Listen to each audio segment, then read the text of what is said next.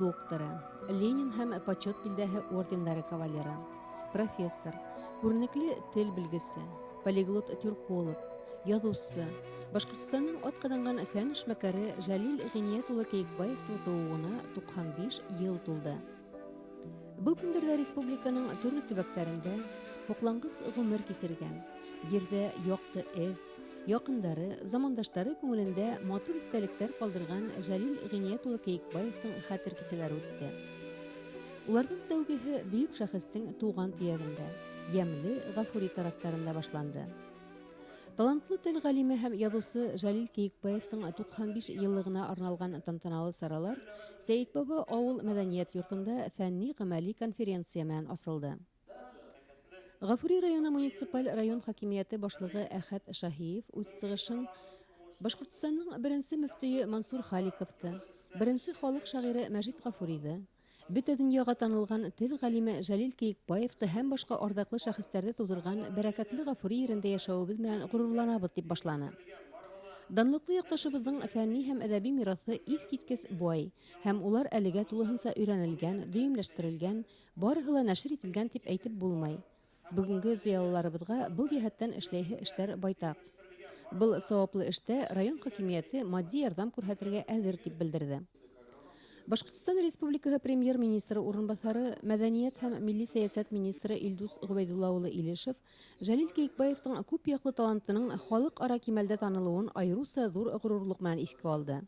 Милләтебеҙҙең арҙаҡлы улының исемен мәңгеләштереүҙе изге бурыстарҙың береһе тип билдәләне.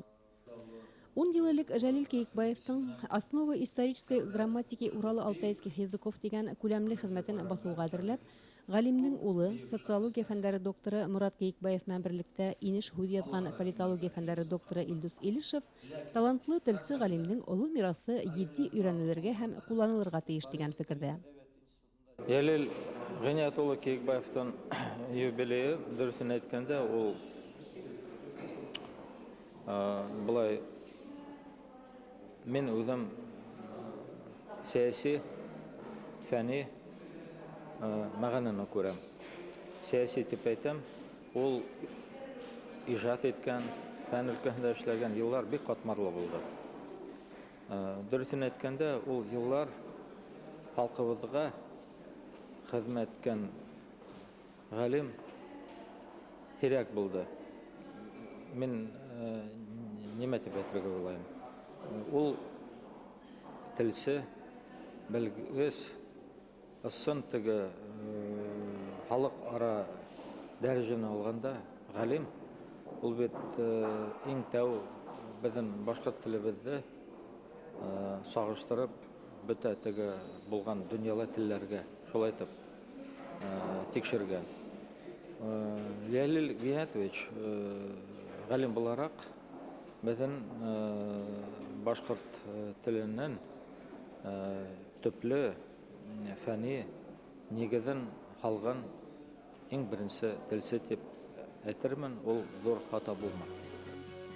Жәлил Ғиниәт улы Кейекбаев 1911 йылдың 25 октябрендә Башҡортостандың хәҙерге Ғафури районының Ҡарандилға ауылында крәҫтиән ғаиләһендә тыуған. 1926 йылда Сәйетбаба ауылында башланғыс мәктәпте тамамлағас, 2 йыл элекке Маҡар районының колхозсы йәштәр мәктәбендә уҡый.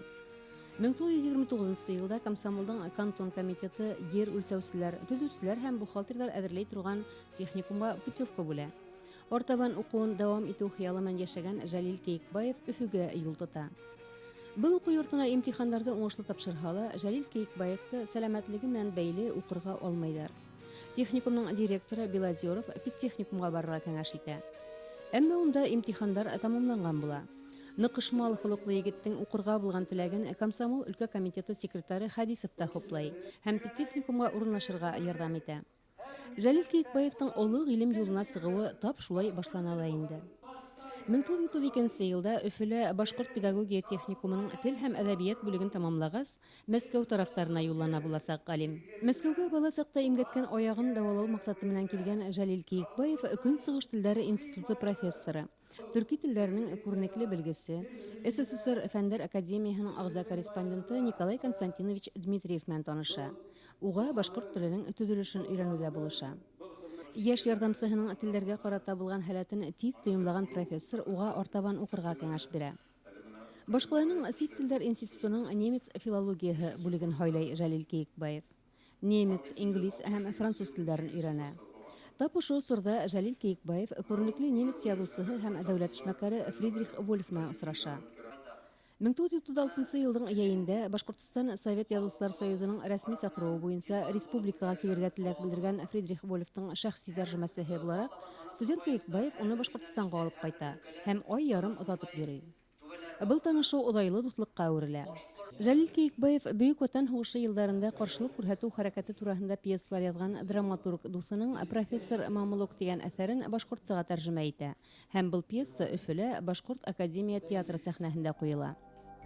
Институтты уңышлы тамамлагач, бер ел Мәскәү өлкәһендәге Рошаль урта мәктәбендә немец теле укытучысы булып эшләгәннән һуң Башкортстанга кайткан тел белгесе 1938-1942 елларда Башкортстан югары уку йортларында сит ил телләрен укыта. Үзе укыган Сәйит Баба мәктәбендә иһә ул инглиз һәм немец телләрен укытудан тыш директор вазифаһында башкара. Бай тарихы, күркәм йолалары, абруйлы мөгаллимнәре һәм ошо белем усагында укып сыгып төрле тарафтарга таралып төрле һөнәр ияләре булып танылган укучылары белән гурланган был мәктәп елъязмаһында Җәлил Киекбаевның исеме алтын хәрефтәр белән язылган. Җәлил Киекбаев ошо Сәйит Баба мәктәбендә укытты һәм уның белән бергә килеп Сәгыйть Агыйшта ошында укытты. Был мәктәптең тоткан урыны, уның мәгърифәттәге гыйлем бирү кимәле һәр вакытта югары булды. Әле булһа был Сәйит Баба мәктәбе Җәлил Киекбаевның рухын хаклай. Тагыла шуны әйтмәкчемен, бына Сәйит Баба мәктәбеннән безнең язучылар 10 язучы сықты Сәйит Баба мәктәбендә укыгандардан. Һәм шуларның күбеһе Сәйит Бабаның үзеннән күренекле язучыларыбыз бар.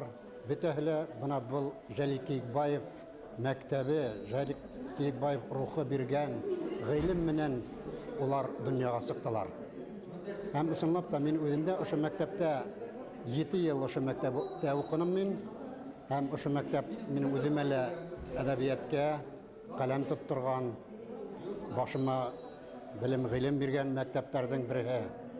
Уның туфтагына басу менән мин толкынланып китәм.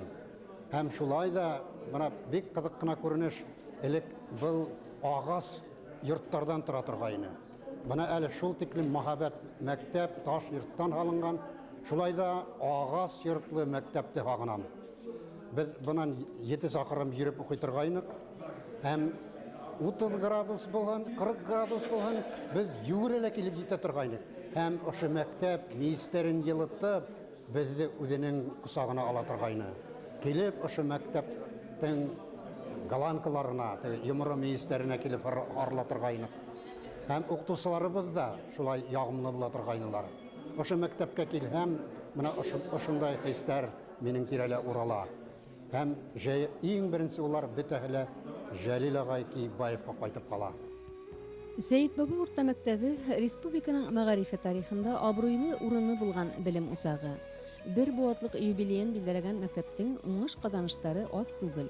Ошо дәвресендә меңәрләгән укучыларына төпле белем һәм милли тәрбия һабактары һеңдереп, олы тормыш юлына фатиха биргән мәктәпкә күптәр рәхмәтле.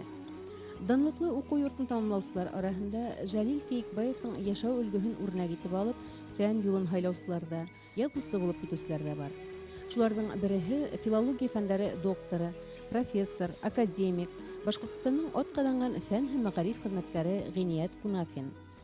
Җәлил Киекбаев башкорт тел гыйлеме өлкәһендә тәүге фән докторы булһа, Гыйният Сафиулла улы башкорт әдәбияты гыйлеме өлкәһендә беренче фән докторы буларак танылу яулаган. Фарсы халкында бик тә мәгънәле бер хүз фикер бар. Әгәр дә кеше хакында 50 ел худымында телгә алалар икән, ул тере. Әгәр дә инде уның хакында 7 ел буе һәм артабанда телгә алалар икән, ул мәңгелек. Җәлил Гыйният улы Киекбаев менә шул 100 ел сигенә якынлашып килгән шәхесебез. Бында инде 50 ел гына түгел, хәзер менә шул 10 тистәгә якын еллап, уның хакында без фикер йөрөтәбез, уртаклашабыз, уга карата булган тойгыларыбызды, рәхмәт сүзләребезне әйтергә ынтылабыз. Жалык Ният улы Кейекбаев миңа турнан-тура осрашырга язманы. Тик минем уның хезмәтләре, әсәрләре аша гына осрашырга уның менән тура килде. Һәм мин бик шатмын. Һәм ниндидер кимәлдә әйтә алам, уның алдында булган кешелек, саф кешелек бурысымда күпмелер кимәлдә үтәргә тырыштым. Титтеләгән мәкаләләр язылды. Тура килгәндә уның хакында фикерләр әйтелде. Һәм ада килеп, бына уның иҗадын пропагандалауга, уның иҗадына тугры булуга хөрмәт күрһәтеп, районыбыз уның исемендәге премия лауреаты итте. Уга 90 яшь тулган мәлдә, осырда зур байрам булды ул вакыттарда. Бына әле халкыбыз күреп торагыз, бөтә тирә-яктан агыла. Бер Гафури районынан гына түгел, күрше районнардан да төрле кимәлдәге интеллигенция вәкилләре был сараларда елда катнаша. Бұл үзе ниндәйдер кимәлдә үзебезнең халкыбызның интеллектуаль, мәдәни кимәле турасында һөйләй. Әгәр дә без шулай итеп бұл фаны дөньядан киткән кешеләргә эш эшләгән, дур хезмәттәр күрһәткән улдарыбызга, кызларыбызга рәхмәт тойгыларын белдерә алабыз икән, буның белән без уга гына түгел, үзебезгә лә ниндәйдер кимәлдә рәхмәтебезне үзебезнең кем булыбызны аңлаткан кешеләр булып, инсандар, халык булып торып калабыз. Буны ошо яктан да бұл сараның әһәмияте зур, яшь буын, киләсәк буын турасында ла уйлашырга кирәк бит әле безгә. Үзенә күрә ана шул эстафеталарда, буындар эстафетаһын тапшыру сараһыла. Жәл Гыният улы ана шул эстафетаны безгә тапшырырга кушусы, васият итеп калдырган шәхес буларак та, буындарды бәйләүсе, халыкка һәр вакыт бына дуст булып, киләсәк турасында уйлап яшәргә өндәүсе шәхес булып торып кала. Мин уны әйтеп тормайым, галим буларак, киң энциклопедик класслы галим, әдип буларак, кеше буларак, педагог укытучы буларак, ягъни укытучыларның укытучысы буларак та, һәм ада килеп кордашым, якташым буларак та. Бына шундай шәхестәрне биргән төбәктән сыгыу менән дә үзебезчә горурланып куябыз. Бына әйтһәң, Жәл Гыният турасында фикерләрде әллә күпме әйтергә була. Бұл осракта мин теге теоретизация әйтәбезендә уга төшеп китмәгенә. Мин мәкаләләремнең берен былай итеп атаганным. Ул мәңгелек шәхес дигән мәгънәле. Шәхес буның иҗады мәңгелек, үзенең бөтә булмышы мәңгелек, кеше буларак та, галим буларак та, әдип буларак та, педагог буларак та. Гыйльми-гамәли конференцияга яңгыраган һәр сыгыш хуклангыз шәхестең тормыш һәм иҗади юлына үзенчәлекле байкау булды. Жәлил Кейекбаев исемендәге премияның быелгы лауреаттарын котлау сараның иң күркәм мәле булгандыр мөгаен. Әхмәр Азнабаев бүген Акмулла исемендәге Башкорт дәүләт педагогия университетында кафедра мөдире вазифасын башкара. Әхмәр Мөхәммәддин улы Жәлил Кейекбаев белән бергә эшләгән дәверендә 1967 елда Мәскәүдә төрки телләрнең грамматикаһын төзү буенча 3 көнлек симпозиумда катнашуын әле лә яхшы хәтерләй. Унда Жәлил Кейекбаев Урал Алтай телләренең кардәшлеге хакында бәян итә.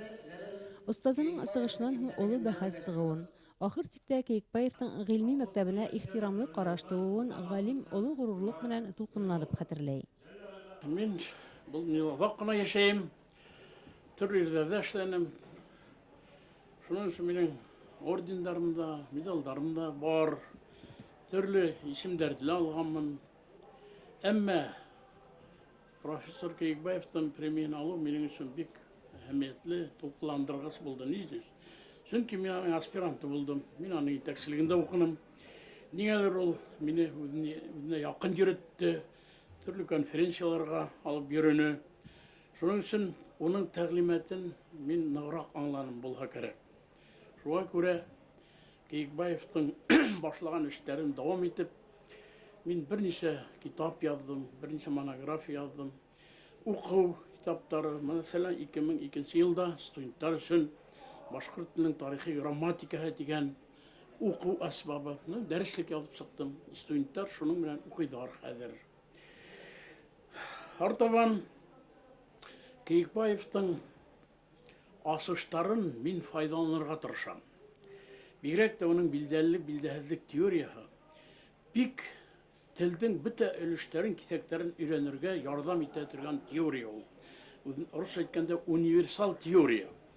Моны яңарак кына мин Рәйсә Хәйруллина менән икәүләп сопоставительная грамматика русского и башкирского языков дигән дәреслек яздык. Үзенә күрә монографик планда язылган дәреслек ул.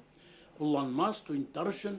Ошо дәреслектә кулланмала мин профессор Кейкбаевтың теориясына таянып, унан цитаталар китереп, үземнең фикерләремне ошо профессор Кейкбаевтың теориясы менән ныгытып куйганмын.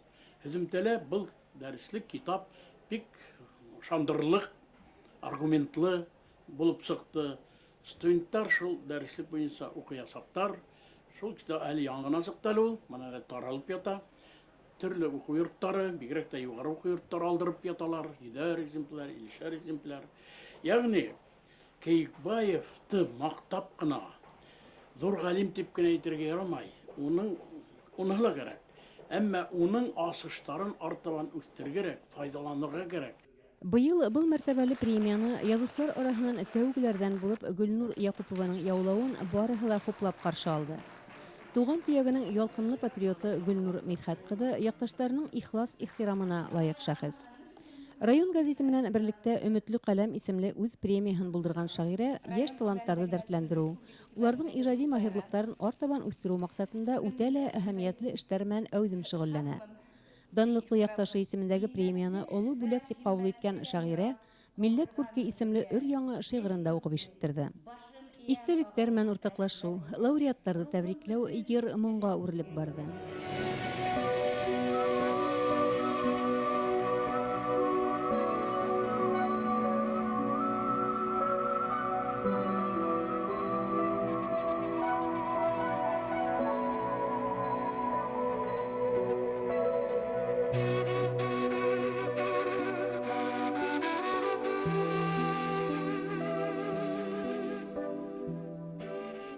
Гыйльми-гамәли конференцияның икенче бүлеге мәшһүр галимдең туган авылы Каранъелгала дәвам итте. Авылдың Җәлил Кейкбаев исемен йөрткән урамы был көндә үз байрамын узгарды. Язма сыгынактардан күренүенчә, Каранъелга авылына 1749 елда нигез һалынган.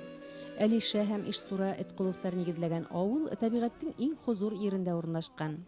Халык электән күбесенчә малчылык һәм урман эше белән көн күргән. Авылда эшһөяр, йыр-моңга дәртле халык яшәй. Бында башкорт халкына хас булган йолаларда, кәсептәрдә хаклап калгандар. Халкыбызның бай теле, иҗат кумары һүнмәгән. Кискәй авыл һәр дәврдә лә укымышлы заттары, күренекле шәхесләре менән дан тоткан. Җәлил Кейкбаевты ла олылап хәтерләй Каранъелга халкы. Килгән һайын әйбәт булды инде.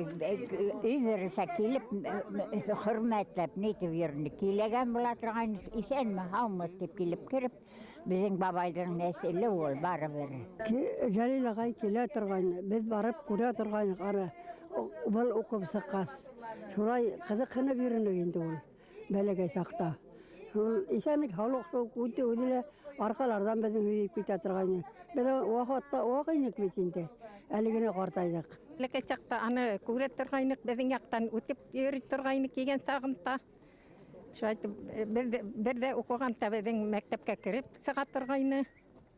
Шулай итеп, бик матур ней агай ине ул. Biz Җәлил агайды мин бәләкәй булһам да хәтерләйм. Аппак кына машиналар белән утырып, елтереп үтеп китә торгайны. Без артларыннан карап кала торгайнык. Вак балалар йөгерешеп өйләренә бара торганнык. Без атаһы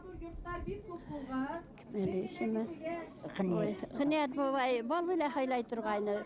Урамнары иркен, зур урам, ем-яшел үлән була торгайны. Без түгәрәләшеп, вак балалар бездә кәрәзле бал белән хайлай торгайны. Бик kişilikli kişi buldular. İhtiram ettiler balalardı la, olurlardı la, bik heybet heylap, ihtiram edip odatırgayınlar indi. Bir vakitte la, Nasar yüzmenen bulmanı garifeyneydi, inehe garifeyney, ol da Celil ağay kayta olga biz o vakmallar yayılışıp barıp şulay kunak bulup sığatırgayını kalarda.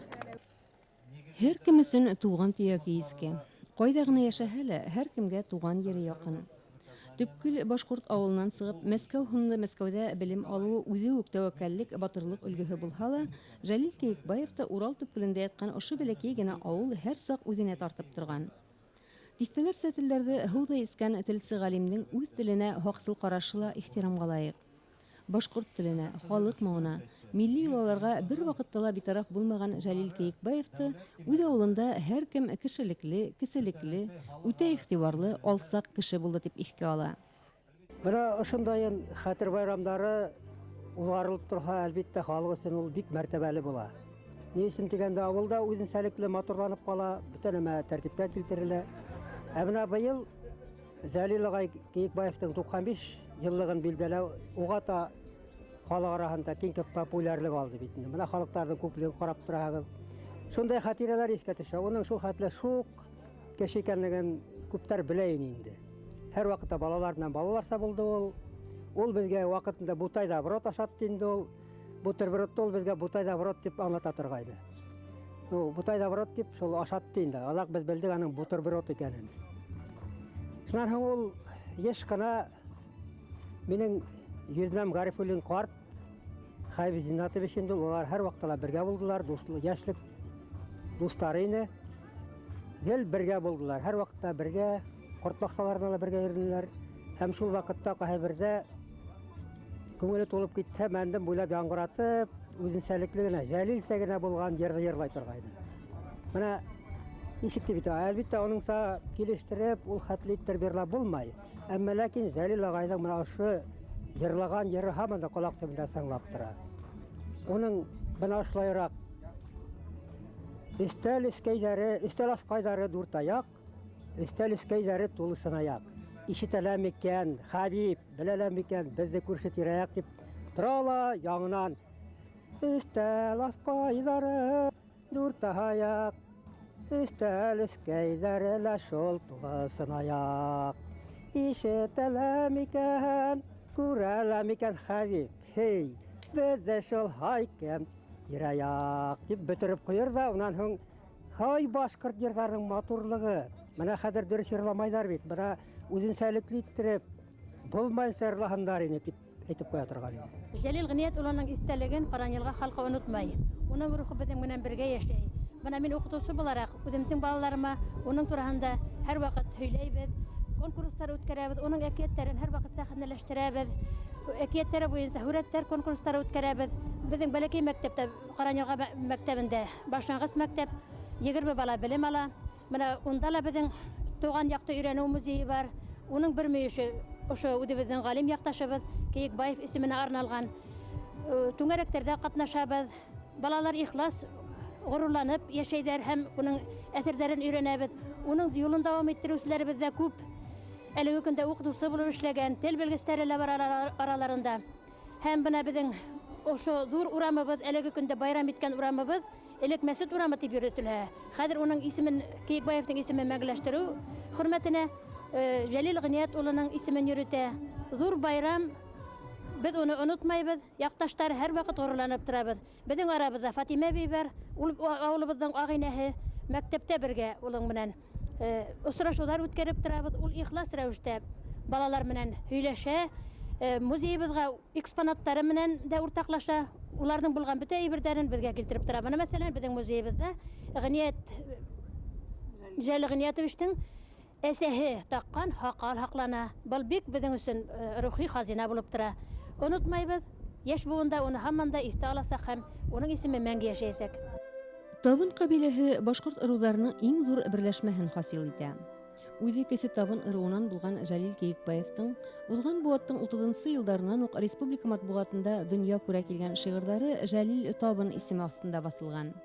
Күп яклы талантка ия бай хисле шәхестең шигърияткә омтылуы табигый әлбәттә. Уның язма кымыртлары арасында да байтак шигъри өлгеләр хаклана. Бөек Ватан һугышы елларында Куен дәфтәренә теркәлгән Картлык дигән бер шигырендә яшәү, үлем һәм гомернең кадере хакында уйлана Җәлил Кәекбаев. Дәһшәтле һугыш елларында язылган был ян тетрәткес юлларның төп нөсхәһен күрү аерата йөрәкһетә. Җәлил Кәекбаевтың 1942 елның февралендә Сәйит Баба мәктәбенә эшкә килгән көненә тиклем хәтерләгән укучысы, бүгін иһә Рәсәйдең аткаданган укучысы Гыйндулла Шаяхмәтовты республикала белмәгән кеше юктыр мөгаен. Үзенең бөек якташы һәм укучысының якты истәлегенә олы ихтирам һаклаган Гыйндулла Ширияздан улы остазының исемен мәңгеләштерү юсыгынан башкарган эшләре белән хөрмәткә лаек. Сәйит Баба урта мәктәбенә район советы карары белән Җәлил Кәекбаев исеме бирелүендә һәм 1974 елның 26 октябрендә ошо мәктәптә Җәлил Кәекбаевтың музее асылуында уның хезмәте баһалап беткеһез. Йондыд колхозы идарәһе ярдәме белән аерым йорт-музей һалынгас, музей кумарткалары 1991 елда галимдең туган авылы Караңгилгага күчерелә. Ару-талу белмәстән гыһыз укытусы туплаган экспонаттар 500дән арткан. Уларның һәр кайһысының үз бәсе, үз тарихы бар. Галимдең катыны тормыш юлдашының истәлеген мәңгеләштерү ниятенә тәүге мөрәҗәгатьтән үк кушылган булган. Музейга башлангыч салган тәүге экспозицияны ла Җәлил Кәекбаевтың иҗади архивынан Нәфисә Хәлил кызы Халикова Кәекбаева тапшырган хазиналар, кулъязмалар, тарихи фотолар һәм шәхси әйберләр тәшкил иткән. Җәлил Кәекбаевның дуслары тарафынан бүләк ителгән экспонаттар да урын алган музейда. Был иске урында галимдең якты истәлеге алдында баш ияргә, ихтирамын җиткерергә килүче иҗат кешеләре еш була. Июлда килгәндә лә Сәйит Баба авылында, бәләкәй генә Караңгилга буенда ла менә Җәлил Кәекбаевты искә алып, шунда юлдар тауды, телебез хакында, халкыбызның мәңгелек рухы хакында, айдар, йылдар, хатта гомер җитмәс, тел төбенә тамам төшергә, бары телдең генә җитә көсө, томаналык бозын тишергә, тел ул хулар һава, эсәр һыуда, йәр ризык, тел моң, тел яшәү, туган телһез кеше, ауган агас, телһез, йырһыз, ниндәй ул яшнәү, булмаһынсы телгә ян көйерлек, өйрәнәйек, телде һөйерлек, һәр милләттәш булһын, тел һөйерлек, башкорт теле булһын мәңгелек. 1975 елда Татарстанның телсе галиме профессор Мирфатих Зәкиев Дәртле йыр исемле китабын ебәргән. 1982 елда татар галиме Җәлил Кәекбаевтың туган төягендә лә булып, үзенең истәлектәрен уртаклаша. Гомумән, бында изге ниятле йылы очрашулар еш узгарыла. Был мәртәбәле рухи хазина белән танышырга килүчеләр бихисап. Җәлил Кәекбаевтың урыс галимнәре Борис Серебренников, немец галимнәре Фридрих Вольф, Фриц Платтен, Казак галимнәре Слет Кенесбаев, Валентина Әйтешевна Исәнгалиева, шулай ук венгр, эстон, Литва, үзбәк, якут, грузин, мари, калмык һәм башка милләт галимнәре белән иҗади хезмәттәшлек һәм дуслык мөнәсәбәтләрен раслаган хаттар, рәсми документлар да кадерләп һаклана. Ел әйләнәһенә күп яклы талант ияһе булган ардаклы шәхестең тормышы һәм эшмәкәрлеге турында күбрәк һәм тәрәнрәк белергә теләүчеләрнең агымы кәмемәй. Җәлил Кәекбаевтың мемориаль биографик музее елдан-ел байый, яңнан-яңа экспонаттар белән тулылана килә. Бұл музей бик оҙаҡ йылдар буена минең хыялымда, йөрөнө, фекеремдә. Мин үҙем әҙәбиәт, башҡорт теле һәм әҙәбиәт уҡытыусы, тарих уҡытыусы булараҡ әҙәбиәткә, телгә ҡарата һөйөү хисе, мин уйлайым, ҡайҙан барырға килде тигәндә, һуғыш йылдарында 2 йыл Җәлил Кәекбаевтың дәрестәрен тыңлап уҡыным. Шунан һуң байтаҡ йылдар үткәс, йәнә Башҡорт дәүләт университетында 4-5 йыл буена уның лекцияларын тыңлап уҡыным. Ана шунда телгә ҡарата, үҙебеҙҙең әйләнә-тирәбеҙгә һөйөү хисе барлыҡҡа килде. Һәм ысынлап та үҙебеҙҙең телебеҙгә ҡарата, әҙәбиәтебеҙгә,